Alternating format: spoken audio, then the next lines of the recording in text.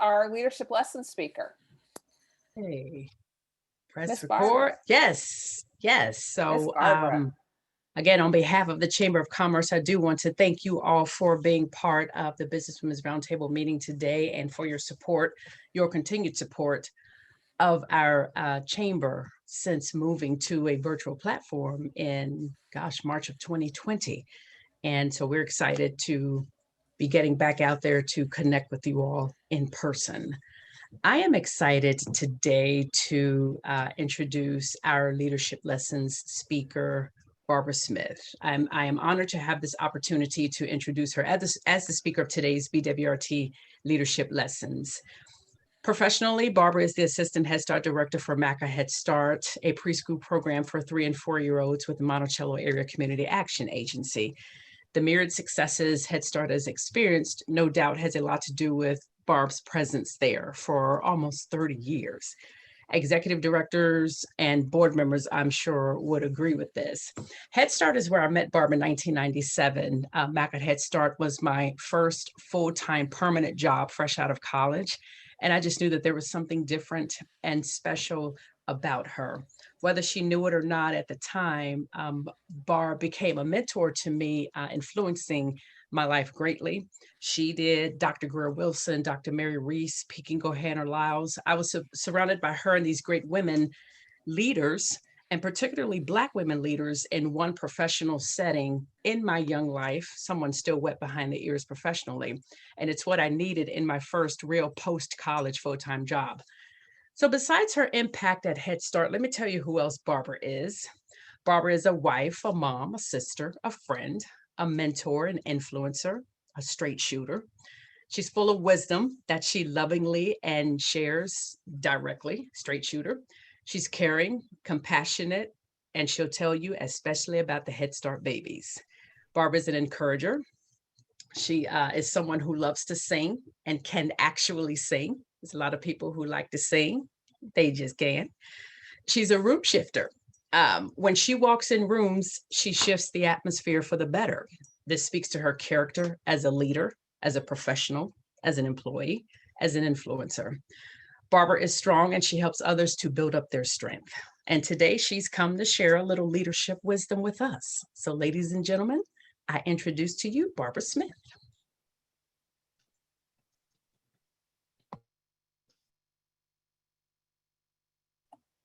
Good afternoon. It is so good to be with you. First, let me thank Andy, and Kathy for the invitation to speak with you today, and to Janie for the follow-up. It is such a privilege to have the honor to make impact for the greater good in the lives of others. This being the case, I've seen well-intentioned individuals with the title leader get derailed. Becky Brodin states that leadership is not about wielding power or authority, but empowering people. We're all being watched, but who's following you? John Maxwell, author and trainer, says, "He that thinks he's leading and has no one following is only taking a walk." Ponder that thought. All leadership is influence. How is your character, your passion, your integrity, and your personality helping to sharpen someone else as iron sharpens iron? Here's what experience has taught me about leadership. We're going back to the basics, considering old practices with what's needed that's new to most of us. Let's leap together. Here's what I know. Good leaders listen loudly to understand. As many of you know, behavior has a voice. What is it saying? We fully understand this with babies, for when they cry, it's usually a signal that they're hungry, sleepy, need a diaper change, need attention, or desire to be held. The behavior of some adults isn't too far off from that. Good leaders listen to understand. Good leaders encourage and edify. They build up others. We all need encouragement. Recently, my pastor modeled a strategy in ministering to others that is life-changing, transformative, that causes a paradigm shift in one's life. I kept telling other people what a fantastic job he did, and then I realized I didn't share that with him, so I simply did. It's so true that no one cares how much you know until they know how much you care. Why not add that to your daily to-do list? Make it a point to encourage someone. Good leaders acknowledge the contributions of others. You may have heard the proverbial saying that there's no I in team. Well, today I'm thinking it depends on who you ask. We have iPhone, IQ, iCampus, iTeam. Doesn't have a ring of truth to me. Now that was the old, and some of you are saying, maybe saying, I know all of that. Well, my question to you is, how much of that are you implementing? What are you executing to empower someone else in your sphere of influence? Good leaders, this is our new, good leaders prioritize and purpose to be an agent of change for social justice. The late, great John Lewis gave us instructions. He said, if you see something that is not right, not fair, not just, you have a moral obligation to do something about it. We are 5 days away from the anniversary of the murder of George Floyd. Leaders realize we've moved from Jim Crow to James Crow. A change agent may experience fear, yet does not allow it to paralyze them. Instead, it propels them to choose courage. What are you going to do, leaders? What are you going to do differently? Once again, to empower others. My hope is you reflect on the nuggets that I've shared and put into practice that which is not already being executed. I leave you with this word of inspiration. Let us consider and give attentive, continuous care to watching over one another, studying how we may stir up, stimulate, and excite, to love and helpful deeds and noble activities. Learning while leading is a lifelong lesson. May this be our quest. Thank you. Thank you, Barbara. I love it. I want to know, the question I had in my mind when you were speaking is, when's your book coming out? That has been an ongoing journey of mine to actually release a book. Good. Well, it sounded like the beginnings of one for sure, if not the ending of one. I want to know who has questions or comments for Barbara. Yeah, Barb, what's that first quote you shared about if they're not influencers, they're just taking a walk? Who said it? John Maxwell, author and trainer. Okay, can you say it again? Sure. He that thinketh he is, no, let me quote it correctly. He that thinks he's leading and has no one following is only taking a walk. So I ask everyone to reflect on, who are you leading? We're all being watched. What are you imparting by your behavior, your actions, your words? Especially for the younger generation. They're looking for someone to emulate, someone to lead them into their greatness.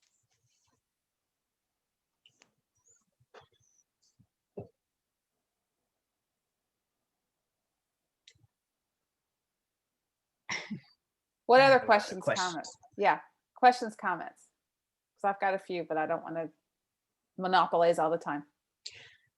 Yeah, Barb, what have you learned about yourself in even when you weren't necessarily in roles of executive and top leadership, you were influenced and leading. So over the course of your life, what have you learned about yourself, one, and two, who has influenced you greatly in your life? Okay, good question. One of the greatest influences was my grandmother, and my great grandmother, I should say too. My great grandmother, my son likened her to modern day Medea, and I think I have a piece of that within me. The boldness to stand in my truth with no apology, that came from her modeling that. My grandmother was definitely a peacemaker, and I know that I adopted that. I believe conflict is an opportunity to talk, to share, to get to know the heart of another, if we're willing to take the risk and be vulnerable and to put it out there. I do that also. And what I've learned about myself is that, especially as I'm blessed to get older, is that there are some things that just don't matter. They don't matter. They're greater. There's so many more greater things. One is, you don't speak to me. You don't speak to me. You could be having a bad day, a hard day. Is that going to separate us? No, because the bigger picture is you're human also. I know oftentimes I'm driving and people say, well, I was blowing at you, I was waving at you. And I tell them, oh, it was me and Pastor Shirley's season, just jamming out. I didn't even see you. It's bigger things. And in our times today, we have bigger fish to fry. So we do have to come together. It was with intentionality that I brought up George Floyd, and I noticed that there was a freeze with that. But it speaks to the leadership that we need today. I wonder if you would share what you believe to be the most pressing challenges our community, Charlottesville and surrounding areas, are facing now, and what leadership is needed to overcome those challenges. One of the greatest that I see is that people coming together, and that we're coming together and not just sounding good or writing eloquent statements, but putting our feet to the plow to actually make change in our area. And it means saying, you know, I am sitting in a position of authority. I'm willing to share that.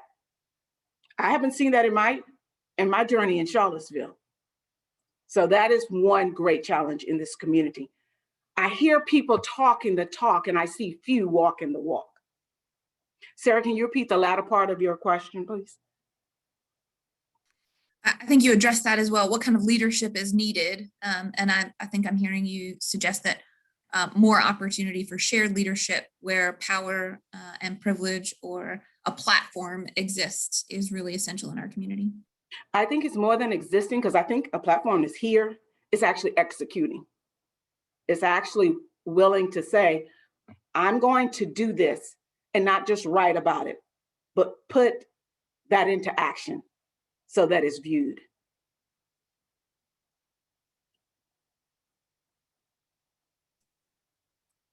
Next question, next comment. Anyone else? Barbara, oh, go ahead. I heard someone. Go ahead. Hi, this is Kelly. I am putting together, I have part of my board together, but not all of it. And I wanted your thoughts on, I've been very self-conscious about not wanting to be a white woman starting, you know, I think the term is the benevolent white woman or the benevolent white person. And I really want a lot of diversity on my board and involved in this community, as you said, to actually make change. Do you have any suggestions? Do you have any insight as to how to affect that? How again, it's leadership, how to get people on board, how to get people engaged, so that I am not acting like I know communities or cultures that I don't fully understand as a white person. Okay, first thing I would say is, Laura, Barbara, let's, do you have any? I'm hearing, I'm actually Kelly. I'm here with Laura. So oh, okay, I apologize. Kelly, let's talk sidebar. that's okay. Kelly, let's talk sidebar. But what I would offer you is to not to step back because you're a white woman. No, step forward with that, with your voice, because there are still doors in Charlottesville that are closed to me that will be open to you. So it's about coming together. So let's talk That's sidebar. what I want to. I want that to change. Yeah. Okay. I will get in touch with you separately. Kathy, you are running over with questions. Come on. I want to let the group, I've got like 5, so I'm not gonna, I'll get to them. I want the group to ask questions. Anybody else have questions or comments for Barbara? I just I put in the chat about the Center for Nonprofits. I don't know if you're familiar with them, Kelly, but they are putting together a program on racial equality issues that might be very helpful. It's a participation and 3 to 5 sessions, and it costs, there's a cost for it, but it's a, looks like a pretty dynamic program, and I just put it in the chat. Thank you, Jacqueline. I think that's a great suggestion. And actually that reminds me of, CNE is just a great resource for anyone starting a nonprofit, running a nonprofit. They have lots of good information about putting a board together, board development. So that's a great, thank you, Jacqueline. That's a great suggestion. I was going to say that. And the other thing I was going to say, to piggyback on what Barbara was saying, was having compelling vision. And that's sometimes what gets people on board, is being very crystal clear about what your vision is, what you're trying to achieve, what you want to, what the difference, as Barbara said, the difference, leadership is about making a difference. What's the difference you want to make? And then casting a wide net and being very open and welcoming to, and seeking out different voices. And it's not necessarily about the color of people's skins or their genders, but it's about our different experiences. And that's what makes an organization really great, is that inclusivity of people's different experiences and the different ways we look at things, which it helps, it's empowering rather than limiting. What else? Yeah. Another question. Barbara, in my intro to you, I've spoke about how you're a straight shooter, and we know as women, and particularly women of color, that can come across to other folks as a turnoff. When we know our male counterparts, when they're straight shooters, that's an admirable trait. So in your role, in the myriad of roles that you have as a straight shooter, share with us, for those out there who may be, they just can't bring themselves to do it, or they're not walking in their full, they're not being fully authentic with themselves in being direct when they need to because of how they think they may be perceived. Help us with that, and how you got to that point where, as you said, some things just don't matter. When you put it out there, you're just being a straight shooter. It's one thing to, and I know I am a straight shooter, so I laughed when you said that, Andy. It is, you have to be comfortable in your own skin. You have to realize, like I learned early, that as a Black woman, when I speak truth, oftentimes I'm viewed as aggressive. But my white counterpart who speaks is viewed as assertive. That's just a fact, whether I like it or not. It is what it is. But I'm comfortable in my own skin. So when I speak with care and compassion, but I don't apologize for the truth that I stand in. And the number one thing is, you have to disconnect yourself from the opinions of others. You have to disconnect yourself from the opinions of others. Now, we all say, well, we don't care what people say. Or we've heard many to say that. We don't care what people say. We all do. We all do. And words, they build up. They also tear down. So it's what I taught my son when he was 3, and that is to think about what he's going to say. Think about the impact of his words on someone else. And thirdly, how is it helping to encourage and help others to be better from being connected or conversing with you? I always want to leave people better when they deal with me in any facet. Now, again, I'm gonna stand in my truth, and it might sting a little, but my heart is to help you be better, to help you be stronger. We all have been blessed with many gifts and talents. Why not embrace that and celebrate that? Especially as women. Thank you. Barbara, you're gonna make me cry. Cry my last I love it. It's a good cry. What else? Comments, questions? So good. I have a question. Please, Miss Tiffany. Barb, Hi, it's been a long time. I just want to hear your thoughts on leading from a position where you're not in a when you're not in a leadership role, because you can be a leader and sometimes coach up. What's your experience in that area? Well, first, Tiff, it's so good to see you. It's been a long time. I'm so proud of you. What we need to learn as leaders is that leaders don't have to have a title. Leaders have titles, but leaders lead. And so you yourself, I've known you since you were a young girl, you lead because that is your innate to want to help other people. I think most of us who are in human services, in particular, as I heard Laura speak about, we just want to help. We want to provide a platform or avenue to help others. And truly, ladies, and I am a woman of faith, so I stand boldly to say we all were created to love. We were created simply to love and to help one another. And so when you set out to purposely do that, you don't need a title. Leaders lead. How many times have we seen people who didn't have a title, but they're the ones that had the answer?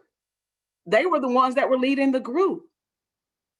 So the wise thing to do is jump on board with that. Embrace that, support that, build that up, glean from that so that you can be better.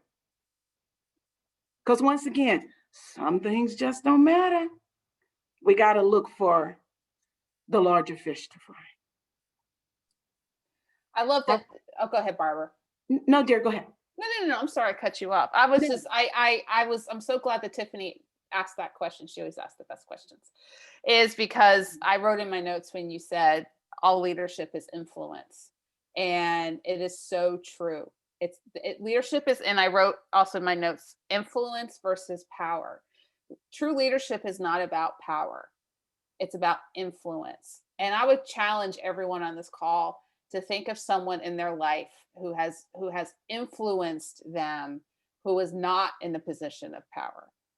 I can think of several people in my life, whether it's in college, a cafeteria worker, or a department secretary, or somebody who was not in a position of power, but had great influence. I think all of us can think of somebody like that. And so right about, because I hear that a lot, about how can I practice leadership? Leadership is about influence, and how can you influence somebody else today, rather than have power over them, because that's not what it's about. I mentioned about providing encouragement and edifying others. Something recently happened at our organization that just happened to be that two of my superiors are on. Sarah sent me a really encouraging message the other night. And as I said, we all need encouragement. And sometimes it just hits us at the right time because your hands are to the plow, your head is down, you're so focused on what needs to be done. I want to say thank you, Sarah. I said that in writing to you, but I hadn't talked to you because it may not have, had the weight of when you sent it, but the way I received it was a major source of encouragement. So thanks. And something else that Melissa did recently that I didn't even, I told us it was too much to write. I had to go to her office door to tell her for Teacher Appreciation Week. She took the time, because it is the small things. She took the time to write letters of, and of course, this was through our team's platform, but she wrote to our teachers, sharing with them experiences, positive experiences that she's had in everyone's classroom. That's a lot of time. But I was so encouraged by it that I had to go. I said, it was too much to write, girl. I had to come and just tell you how that felt on me. And you weren't even talking to me, but it was wonderful, wonderful to hear that expression and gift of words. Because remember that words build up as words can kill. Words build up, they give life. Let's make sure we choose to use them wisely. Another question. This is so much fun to be sharing with you. So love having you. Well, because we like to use this group as a resource and help to others, there's a comment in here that says from Laura Lee Scott, your comments have encouraged me to find a really good mentor who will help me be accountable and model leadership for me. And I just wanted to reach out to Laura to see, is there something we can do to help you with that? Or what exactly are you looking for? If you don't want to put that out to the broad group, that's perfectly fine. But we certainly want to be a resource to help you find that resource. I think we have two Lauras now. That actually came from me. Again, my name's Kelly. Okay. And with starting a new nonprofit, the words that Barbara was saying and the way that she was talking really encouraged me to act. One of my mentors is on. I think I see Miss Armstrong. I thought I saw her come into the frame. This is someone who's been with our agency. Oh, you are here for almost 50 years, I think, close to 50 years. And this is someone that I watched, Laura. I've watched her life in and outside the agency. So when you're selecting a mentor, make sure you get to know that person's life outside of the business 9 to 5. And this is someone who, again, I watched early on in my career, and just the way she lived her life of service to others. We recently had an employee to pass away, and Ms. Armstrong actually took this gentleman. He had shared, so I will say, because he said it publicly, that he had a problem with alcoholism for many, many years. But Ms. Armstrong picked him up beside the road and got him to start volunteering. And he volunteered for like 14 years. Please correct me, Ms. A, if that's not true.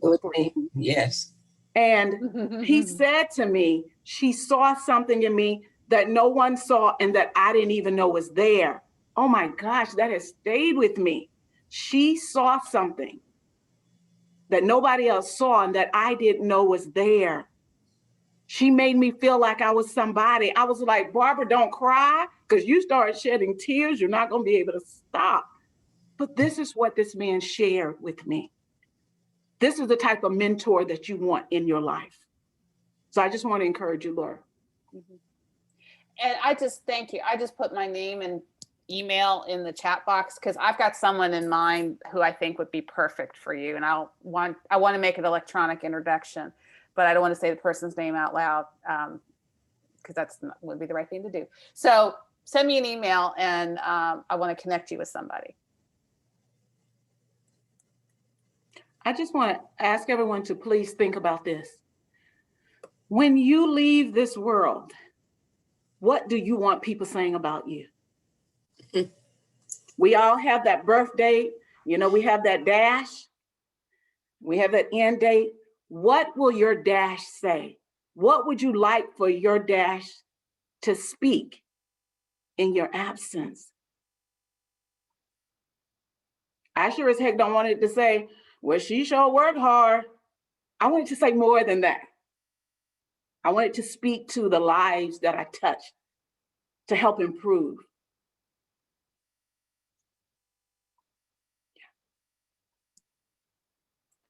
How about one more question or comment?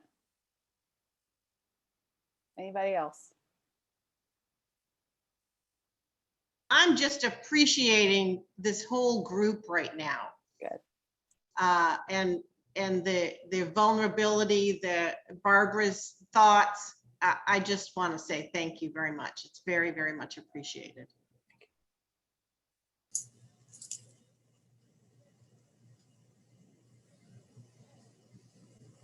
One good secret in life is something that I've learned is to be honest and fair. Treat people the way you want to be treated, and you'll be successful with it. You have got to make sure that whatever you do, and that's one thing that Barbara does. I have to speak that about her. Yes, she will tell you just like it is, the way she's thinking it sometimes, but most of all the time. But it's all about being fair and honest. That's why I've gotten 53 years of services working with families. And my staff gave me yesterday was my birthday, and they gave me a card, but they gave me a gift card in the card, which was nice, but it's what the card said that made the difference. And then after I read it, they said, well, that's just you. That's the way you are. And that makes you feel good. So when like Barbara said, what do you want people to really say about you? It has to be how you live your life and how you treat people. Thank you, Ms. Armstrong. Anyone else? I don't know how best we could finish on any better note. Andrea, do you have any final thoughts for the group? No, I just want to thank Barb again. Barb is more than just a mentor. She is a friend. She's a sister to me, and I appreciate her coming to share with you all, my friends, our chamber members, and just thank you again for your support, and Melissa and Sarah for supporting Barb as well, and Miss A. Hey, Miss A. Thank you. Thank you so much. Thank you. Thank you, Barbara. Thank you all so much. And let's keep Janie in our happy thoughts.